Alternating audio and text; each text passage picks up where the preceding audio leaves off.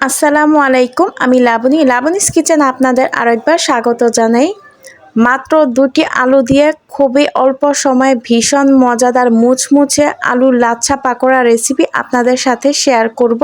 ভীষণ মজার এই নাস্তাটি আপনারা চাইলে কিন্তু বিকেলে চায়ের আড্ডায়ও রাখতে পারেন, কিংবা বাচ্চাদের টিফিনেও কিন্তু আপনারা চাইলে এই নাস্তাটি বানিয়ে দিতে পারেন। ঘরে থাকা উপকরণ দিয়েই কিন্তু এই নাস্তাটি আপনি খুবই সহজে তৈরি করে নিতে পারবেন। এই নাস্তাটি তৈরি করলে ছোট বড় সবাই খুবই পছন্দ করে খাবে। এই আলুর পাকোড়াটি এতটাই টেস্ট, একবার বানালে বারবার খেতে ইচ্ছে করবে। এখানে আমি 2টি কাঁচা আলু নিয়েছি, বড় সাইজের। আলুগুলোকে ভালোভাবে পরিষ্কার করে ধুয়ে নিয়েছি।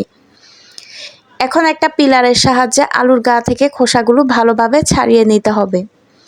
আপনি চাইলে এখানে আলুর পরিমাণটা বাড়িয়ে কিংবা কমিয়ে নিতে পারেন। আপনি চাইলে এই কাজটা কিন্তু বটি বা ছুরি দিয়েও করে নিতে পারেন। এই তো আলুর গা থেকে খোসাগুলো আমার ছাড়ানো হয়ে গিয়েছে, দেখতে পাচ্ছেন। এখন আলুগুলোকে একটা গ্রেটারের সাহায্যে গ্রেট করে নিব। আপনি চাইলে এখানে ছোট গ্রেটও নিতে পারেন। তো আমি বড় গ্রেটার দিয়েও আলুটা গ্রেট করে নিচ্ছি। যেই গ্রেটারে ছোট ছিদ্র আছে, তো সেটা দিয়ে আমি গ্রেট করে নিচ্ছি। এতে করে কিন্তু আলুগুলো তাড়াতাড়ি সিদ্ধ হয়ে যাবে ভাজার সময়। আলুগুলো কিন্তু আমার গ্রেট করে নেওয়া হয়ে গিয়েছে। এখন আলুগুলো আমি ভালোভাবে ধুয়ে নিব পানি দিয়ে। তার জন্য এখানে আমি পানি দিয়ে দিচ্ছি। এখন হাত দিয়ে ভালোভাবে কচলে আলুগুলো ধুয়ে নিব। এতে করে আলুর মধ্যে যে কষগুলো থাকে সেটা কিন্তু বেরিয়ে যাবে। এরকম করে আমি 3-4 বারের মতো পানি বদলে আলুগুলো কচলিয়ে ধুয়ে নিচ্ছি। এখন আলুগুলো থেকে পানিটা ঝরিয়ে নিচ্ছি। তার জন্য হাত দিয়ে ভালোভাবে চেপে পানিগুলো ফেলে নিচ্ছি। তো পানিগুলো কিন্তু ভালোভাবে চিপে তারপর বের করে নিতে হবে, তা না হলে ভাজার সময় কিন্তু পানি ছেড়ে দিবে যখন আলুগুলো মশলা দিয়ে মাখতে যাবেন। এই তো দেখুন আলুগুলো কিন্তু কতটা ঝরঝরে হয়ে গিয়েছে, পানিগুলো কিন্তু আমার শুকিয়ে গিয়েছে। তো গ্রেট করে না আলুগুলো আমি একটা মিক্সিং বোলে নিয়ে নিলাম।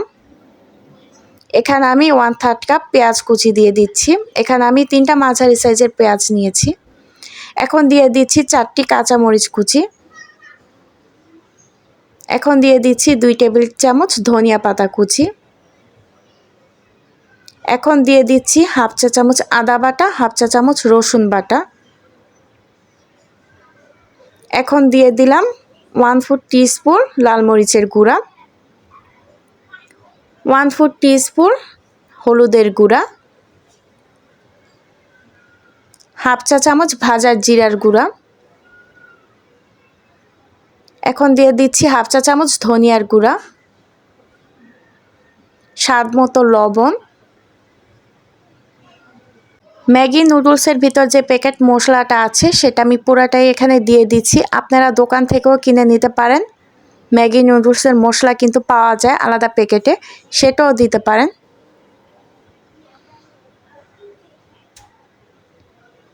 তো এখন এখানে দিয়ে দিচ্ছি উঁচু করে 1 চা চামচ কর্নফ্লাওয়ার। আপনারা চাইলে কর্নফ্লাওয়ারের পরিবর্তে চাউলের গুঁড়াটাও দিতে পারেন যদি আপনাদের হাতের কাছে থাকে।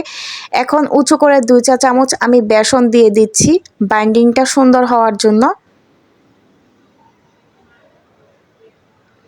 এখন হাত দিয়ে সবগুলো উপকরণ ভালোভাবে মিশিয়ে নিব। তো এই আলুর মিশ্রণটা কিন্তু একটু আঠালো টাইপের হবে। তো সবগুলো উপকরণ আমার ভালোভাবে মিশানো হয়ে গিয়েছে, দেখতেই পাচ্ছেন। এখন আমি হাতে কিছুটা মিশ্রণ নিয়ে এইভাবে গোল করে একটু চ্যাপ্টা করে নিচ্ছি, ঠিক টিকা যেভাবে তৈরি করে। আপনারা চাইলে আপনাদের পছন্দ মতো যে কোনো শেপ দিয়ে নিতে পারেন। তো সবগুলো নাস্তা কিন্তু আমি একইভাবে বানিয়ে নিচ্ছি। আপনারা চাইলে কিন্তু গোল করেও বা লম্বা করেও বানিয়ে নিতে পারেন। এই তো সবগুলো নাস্তা আমি একইভাবে বানিয়ে নিয়েছি। এখন নাস্তাগুলো ভাজতে চলে যাব। তো চুলাতে আগে থেকে একটা কড়াই বসিয়ে দিয়েছি তেল দিয়ে। তেলটা গরম হয়ে যাওয়ার পর এখন আমি সবগুলো আলুর পাকোড়া দিয়ে দিচ্ছি। তো চুলার আঁচটা কিন্তু লো থেকে মিডিয়ামে রেখে তারপর নাস্তাগুলো ভেজে নিতে হবে। তো চুলার আঁচটা একদমই বাড়াতে যাবেন না, তাহলে কিন্তু উপর থেকে পুড়ে তারপর কালারটা নষ্ট হয়ে যাবে আর ভেতর থেকে কিন্তু আলুগুলো সিদ্ধ হবে না। তো এপাশ ভাজা হয়ে যাওয়ার পর আমি উল্টে দিচ্ছি অপর পাশ ভাজার জন্য। তো যখন দেখতে পাবেন নাস্তাগুলো গোল্ডেন ব্রাউন কালার হয়ে এসেছে, তখনই বুঝে নিতে হবে যে আমার ভাজাটা ঠিকঠাক মতো হয়ে গিয়েছে। এখন আবার আমি উল্টে দিচ্ছি। তো এরকম করে 5 থেকে 6 মিনিটের মতো আমার সময় লেগেছে নাস্তাগুলো ভাজতে। এখন আমি একটা ছাঁকনি দিয়ে তুলে নিচ্ছি, তেলগুলো ছেঁকে তারপর গরম গরম পরিবেশন করে নিচ্ছি আলুর লাচ্ছা পাকোড়া। আমি একটা পাকোড়া ভেঙে দেখিয়ে দিচ্ছি, দেখুন ভিতরটা কতটা জুসি হয়েছে। আর এই আলুর লাচ্ছা পাকোড়াটা খেতে কিন্তু অসম্ভব মজার। চায়ের সাথে কিন্তু আপনারা চাইলে এই আলুর পাকোড়াটি পরিবেশন করতে পারেন। বাসায় একবার হলো এই আলুর পাকোড়াটি বানিয়ে খেয়ে দেখবেন, সবাই খুবই পছন্দ করবে।